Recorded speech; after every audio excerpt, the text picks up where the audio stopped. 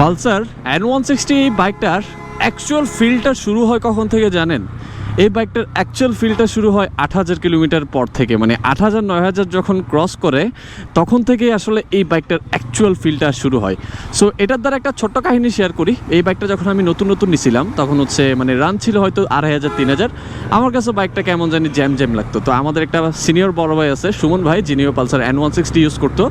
So ভাইরে আমি বলতেছিলাম, ভাই আপনার বাইকটা অনেক ফ্রি, আমার বাইকটা এমন কেন? সো ভাই আমারে বারবার বলতেছিল এই বাইকটার আসল মজাটা পাবা তুমি ১০,০০০-এর পরে। আমি তখন আসলে ধৈর্য ধরতে পারতেছিলাম না, বাট এখন অ্যাকচুয়ালি ফিল করতেছি উনি কথাটা কেন বলছে, বা উনি কেন বলছে ১০,০০০-এর পর আসল মজাটা পাবা। মানে ভাই আমি কিন্তু খুবই gentle rider, to be honest. আপনারা যত কিছুই বলেন না কেন, আমি খুবই আস্তে ধীরে ধীরে সুস্থ বাইক চালাই। বাট এই বাইকটা যখন অনেকদিন পরে বের হইলাম এটা নিয়ে, মানে আমার কেন জানি এটা থ্রোটল ছাড়া চালাইতে ইচ্ছা করতেছে না, জাস্ট ওয়াও ফিল দিচ্ছে। অ্যান্ড সবচেয়ে বেস্ট যে পার্টটা সেটা হচ্ছে এটা সাউন্ড নোট, মানে সাউন্ডটা একদম ভাই দিল কে ধড়কন কে সাথ ফিল হো রা হ্যায়। ও মাই গড, নাইস, সুন্দর। আপনি এই পার থেকে এই পার চলে যান, কোনো ব্যাপার না।